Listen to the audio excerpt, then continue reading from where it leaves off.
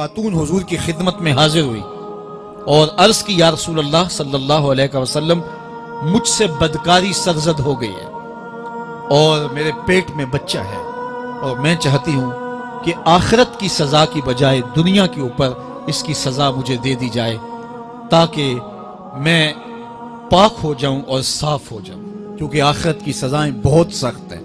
اللہ کے محبوب علیہ السلام نے جبریل امین سے ایک دن پوچھا تھا مجھے جہنم کے عذابوں کا ذکر سناؤ، تو عرض کی یا رسول اللہ صلی اللہ علیہ وسلم ہلکا ترین عذاب یہ ہے کہ جہنمی کے پاؤں میں آگ کے جوتے رکھے جائیں گے، باقی اس کے پورے بدن پہ آگ نہیں ہوگی، صرف آگ کے جوتے اس کو پہنائے جائیں گے، لیکن اس کی حدت، گرمی اور شدت اتنی ہوگی یغلی منہما دماغہ، اس کی شدت سے اس کا دماغ پگھل کر ناک اور کانوں کے ذریعے سے باہر آنا شروع ہو جائے گا۔ یہ سب سے ہلکے عذاب کی کیفیت ہے، اور جو عذاب سخت ہیں الیاذ باللہ، اللہ تعالیٰ قرآن مجید میں فرماتا ہے ثم لا يموت فیہا ولا یحیا، اس بڑے عذاب کا ذکر کیا جو جہنمیوں کو دیا جائے گا، فرمایا اس عذاب کی کیفیت یہ ہوگی بندہ نہ جیے گا نہ مرے گا۔ جیے گا اس لیے نہیں کہ آگے اور پیچھے دائیں اور بائیں آگ ہی آگ ہوگی، تو اس آگ میں جینا کو جینا تو نہیں ہوگا، اور مرے گا اس لیے نہیں کہ موت کو موت آ چکی ہوگی۔ تو وہ کتنا سخت عذاب ہوگا الیاذ باللہ کہ ہلکے ترین عذاب کی کیفیت یہ ہے کہ پاؤں میں آگ کا جوتا اور دماغ پگھل کے ناک اور کانوں کے راستے سے باہر آ جائے۔ تو اس نے عرض کی یا رسول اللہ صلی اللہ علیہ وسلم میرے اوپر حد جاری کر دیجئے، اور اس نے کہا کہ میرے پیٹ میں جو ہے وہ بچہ ہے۔ اللہ کے محبوب علیہ السلام نے فرمایا جاؤ جب بچہ پیدا ہو تو پھر آنا۔ وہ چلی گئی، تو جب بچہ پیدا ہوا تو گود میں اٹھائے پھر حضور کی خدمت میں حاضر ہوئے اور عرض کی یا رسول اللہ یہ ہے بچہ جو میں نے گناہ کیا تھا، بدکاری کی تھی، آج یہ اس کی نشانی ہے۔ تو اللہ کے محبوب علیہ السلام نے فرمایا کہ اسے لے جاؤ اور اسے دودھ پلاؤ، اور جب یہ کچھ کھانے پینے لگ جائے گا تو پھر آنا۔ کچھ دنوں کے بعد وہ دوبارہ حاضر ہوئی اور اس نے اس بچے کے ہاتھ میں روٹی کا ٹکڑا دیا ہوا تھا، اور عرض کی یا رسول اللہ دیکھ لیجئے اب یہ روٹی کھانے لگ گیا ہے۔ اللہ اکبر۔ تو اللہ کے محبوب نے فرمایا انہیں لے جاؤ اور جا کے انہیں سنگسار کر دو۔ اس کی یہ حد بنتی تھی، اس کو سنگسار کیا اور اس نے خود یہ سزا اپنے لیے قبول کی۔ تو یہ بات ذہن نشین کیجئے کہ یہ وہ لوگ تھے کہ جن سے کبھی کوئی گناہ سرزد ہو جاتا تو وہ جلد توبہ کرتے، اور اس کی بڑی سے بڑی حد اور سزا بھی ہوتی تو وہ بھی کاٹنے کے لیے تیار ہو جاتے۔ میں اور آپ دیکھیں کہ ہماری زندگی میں اگر گناہ ہیں اور ہمیں سچی توبہ کی توفیق بھی نصیب نہیں ہے اور آئندہ نہ کرنے کا عزم مصمم ہو، پکا ارادہ ہو کہ یہ گناہ زندگی میں دوبارہ نہیں کروں گا، الگ بات ہے کہ پھر دوبارہ اس سے سرزد ہو جائے، لیکن جب وہ توبہ کر رہا ہو تو اس وقت اس کا پختہ عزم ہو اور اس کے دل کے کسی گوشے میں نہ ہو کہ چلو میں توبہ کر لیتا ہوں اور پھر ہو گیا تو پھر کر لوں گا، پکا عزم ہو کہ دوبارہ یہ گناہ نہیں کروں گا۔ اور اگر زبان سے توبہ توبہ کر رہا ہو اور دل میں ہو کہ ٹھیک ہے یہ تو صبح بھی مجھ سے عمل بد سرزد ہونا ہے، تو اللہ تعالیٰ سے یہ مذاق کرنے والی بات ہے، اور اللہ تعالیٰ سے جو مذاق کرتا ہے وہ کہاں کھڑا ہے وہ خود سوچ لے۔ وہ کیا کسی نے کہا تھا کہ توبہ کی پھر توبہ کر کے توڑ دی، میری اس توبہ پہ توبہ کر اٹھی۔ تو ایسی توبہ نہیں ہے کہ جو رسماً کسی مجلس میں چلے گئے، کسی اجتماع میں چلے گئے تو سب لوگوں نے توبہ کی تو وہ بھی توبہ کرتا رہا، لیکن اس کا عزم مصمم پختہ ارادہ نہیں تھا گناہوں کو چھوڑنے کا، تو یہ توبہ نہیں، یہ مذاق ہے۔ اس لیے اللہ کے حضور سچی توبہ یہ ہے کہ ماں قبل کے گناہوں سے مٹی کے گھروندے پاؤں پہ بناتا ہے اور انہیں مسمار کر دیتا ہے۔ وہ کبھی آپ نے دیکھا ہوگا کہ بچے ریت میں اپنا پاؤں رکھ کر کے اوپر سے ریت تھپک لیتے ہیں اور پھر پاؤں ہولے سے نکال لیتے ہیں، بچ جائے تو بڑے خوش ہوتے ہیں، اور جب کھیل ختم ہو جاتے تو اسے گرا دیتے ہیں اپنے ہاتھوں سے۔ بہلول بھی اسی شغل میں لگا ہوا ہے، بہلول یہ کام کر رہا ہے، گروندے بناتا ہے گراتا ہے، گروندے بناتا ہے گراتا ہے۔ بادشاہ گزرا، پوچھا بہلول کیا کر رہے ہو؟ ہنس کے کہا جنت کے مکان بنا رہا ہوں۔ کہا بیچتے ہو؟ ہاں بیچتا ہوں. کتنے کا؟ 10 روپے کا، سیل لگائی ہوئی ہے. بادشاہ مسکرا کے گزر گیا. دیوانہ ہے، مجنوں ہے، اپنی موج میں لگا ہے. پیچھے سے ملکہ زبیدہ بھی آ رہی تھی. اس نے بھی دیکھا. کہا بہلول کیا کر رہے ہو؟ کہا جنت کے مکان بنا رہا ہوں. کہا بیچتے ہو؟ ہاں 10 روپے کا بیچتا ہوں. 10 روپے بادشاہوں کے لیے کیا ہوتے ہیں؟ 10 درہم نکالے، اس کو دیے، اس نے دریائے دجلہ میں پھینک دی. فقیر اتنی دیر تک فقیر نہیں بنتا. داتا صاحب فرماتے جب تک مٹی کا ڈھیلا اور سونے کی ڈلی اس کی نظر میں برابر نہیں ہو جاتا. اور ایک مکان کے گرد، ایک وہ گھروندے کے گرد دائرہ لگایا. کہا یہ تیرا ہوا. ملکہ گزر گئی. بادشاہ بھی چلا گیا. شام کو اپنے محل میں پہنچے. بادشاہ سویا. منظر جاگا کہ حشر کا دن ہے، پھر جنت کا منظر ہے. جنت میں بڑے بڑے خوبصورت مکان ہیں. ایک مکان تو بڑا ہی اچھا لگا، تو جی چاہا کہ اس مکان کو دیکھوں. تو جب قریب گیا تو دروازے پہ لکھا تھا ملکہ زبیدہ. شوق سے آگے بڑھا تو دربان نے روک دیا. کہا یہ ملکہ کا ہے. کہا وہ میری ہی ملکہ ہے. کہا دنیا کے ضابطے اور ہیں، آخرت کے ضابطے اور ہیں. بادشاہ کی آنکھ کھل گئی، بے چین ہو گیا.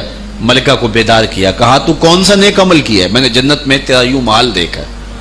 ملکہ کہنے لگی وہی معمول کی نمازیں، وہی سب کچھ، کوئی نیا کام تو میں نے کیا نہیں. ہاں یاد آیا، کل گزر رہی تھی، دجلہ کا کنارہ تھا، وہ جسے لوگ مجذوب کہتے ہیں، وہ جو دیوانہ کہلاتا ہے، وہ بہلول، وہ جنت کے محل کہتا تھا، وہ بنا رہا تھا. میں نے کہا چلو کوئی بات نہیں، فقیر ہے، 10 روپے کیا ہوتے ہیں. تو میں نے 10 روپے کا ایک محل خریدا تھا. بادشاہ سر پکڑ کے بیٹھ گیا. وہ تو مجھے بھی کہتا تھا. میں دیوانے کی بات سمجھ کے گزر گیا. اگلے دن بادشاہ قصدن گزرا. جب قصدن گزرا نا تو دل دھڑک رہا تھا کہ کہیں مجذوب پھر آج مل جائے اور اسی موج میں ہو تو کام بن جائے. دیکھا تو بہلول وہاں بیٹھا ہوا ہے. آگے بڑھ کے دیکھا تو کام بھی وہی. بادشاہ پھر رک گیا. پوچھا اب بہلول کیا کر رہے ہو؟ اب دل دھڑک رہا تھا کہ مجذوب ہے، کوئی اور بات کہہ دے تو چلو اچھا ہو کہ وہی جواب دے دے. اس نے وہی جواب دیا، جنت کے محل بنا رہا ہوں. بادشاہ کا کچھ دل ٹھہرا. پھر کہا اچھا بیچتے بھی ہو؟ ہاں ہاں بیچنے کے لیے بنا رہا ہوں. بادشاہ ادھر جیب میں ہاتھ ڈال رہا ہے اور ادھر پوچھ رہا ہے کتنے کا؟ کہا آدھی حکومت لگے گی. کہا کل تو 10 روپے کے بتا رہے تھے. کہا کل تم نے دیکھا نہیں تھا، آج سودا دیکھ کے لے رہے ہو. اللہ تعالیٰ ارشاد فرماتا ہے انما تنذر من اتبع الذکر وخشی الرحمن بالغیب. جو ان ڈٹھے سودے کرتے ہیں، جو بغیر دیکھ کے کرتے ہیں. اچھا چلو ایک خوشخبری میں آپ کو بھی سناؤں، اور وہ خوشخبری رسول اللہ کی زبان سے. حضور نے فرمایا طوبی لمن رآنی وآمن بی وطوبی 7 مرات من لم یرانی وآمن بی. فرمایا صحابہ تمہیں مبارک ہو ایمان کی کہ تم نے مجھے دیکھا اور میرے اوپر ایمان لائے. اور کہا انہیں 7 مبارکیں ہوں جنہوں نے مجھے دیکھا بھی نہیں ہوگا اور پھر بھی ایمان لائیں گے. انما تنذر من اتبع الذکر وخشی الرحمن بالغیب فبشرہ بمغفرۃ واجر کریم. ان کو بشارت دے دیجئے بڑی عزت والے اجر کی اور خوشخبری بھی. تو جس اجر کو میرا رب بھی کریم کہہ رہا ہے وہ اجر کیسا ہوگا. تو یہاں تو لہجہ دم توڑتا ہے اور الفاظ ساتھ نہیں دیتے کہ اجر کریم کی کیا تعریف کریں جس اجر کو میرے رب ہے. لا فضل لعربی علی اعجمی. کسی عربی کو اجمی پر کوئی فضیلت نہیں ہے، اور کسی اجمی کو کسی عربی پر کوئی فضیلت نہیں ہے. کسی گورے کو کالے پر، کسی کالے کو گورے پر کوئی فضیلت نہیں. فضیلت کا معیار صرف تقوی ہے. ہمارے آج بھی ہندوانہ رسمیں ختم نہیں ہو رہی. دولت کی تقسیم پر، امیر غریب کی بنیاد پر اس معاشرے میں تقسیم موجود ہے. ہمارے دیہاتوں میں چودھری اور کمی کی بنیاد پر تقسیم موجود ہے. رعایا اور حکمرانوں کی بنیاد پر یہاں تقسیمیں موجود ہیں.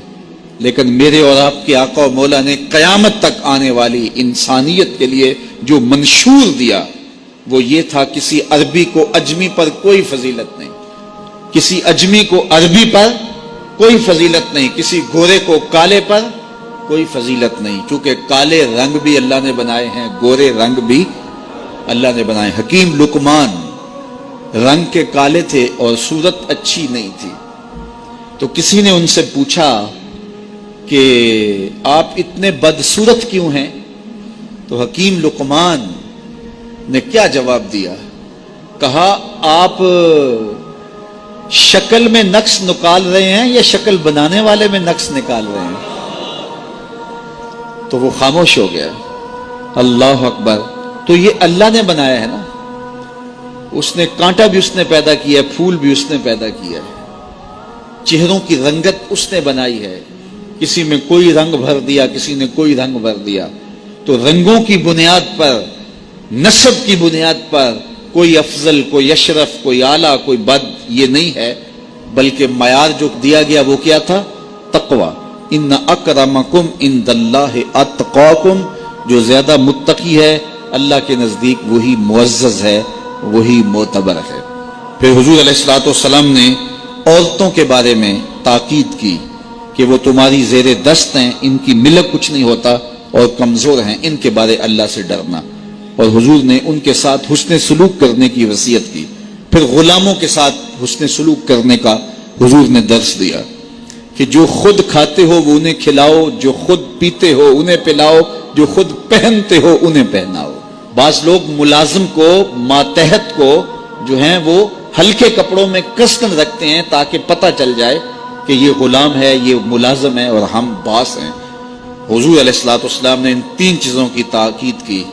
پھر حضور نے ہمسایوں کے حقوق کے حوالے سے بات کی, اور صحابہ فرماتے ہیں کہ اتنی بار حضور نے تاکید کی کہ ہمیں یہ گمان ہوا کہیں وراثت کے اندر حقدار نہ ٹھہرا دیا جائے. تو ہمسایوں کے حقوق کے حوالے سے حضور نے تاکید ارشاد فرمائی. پھر حضور نے 3 باتوں کی تاکید فرمائی. پہلی بات, عمل میں اخلاص پیدا کرو, چونکہ عمل کا خلوص ہی قبولیت کا سبب و ذریعہ ہے. اگر عمل میں خلوص نہیں تو کچھ بھی پلے نہیں ہے. دوسری بات, حاکموں کو وصیت کرنا, جو بادشاہ وقت ہوں, حاکم ہوں, ان کو خیر کی بات کہنا, ان کو بتانا, ان کا قبلہ درست کرنے کی کوشش کرنا, یہ ذمہ داری ہے قوم کے اوپر. تیسری بات کی حضور نے یہ وصیت فرمائی, لزوم و جماعت المسلمین, مسلمانوں کی جماعت سے الگ نہ ہونا, الگ الگ ٹولیوں میں نہ بٹنا, لابیاں نہ بنانا, گروہ بندیاں نہ کرنا, جماعت کے ساتھ جڑ کے رہنا, فرقہ بندی سے بچنا اور جماعت وحدہ کا ساتھ دینا. حضور نے فرمائی, تابعوا السواد الاعظم فإنه من شذ شذ فی النار, جو بڑی جماعت ہے, سواد اعظم ہے, ان کے ساتھ رہنا, جو ان سے بچھڑ گیا وہ جہنم میں ڈالا جائے گا.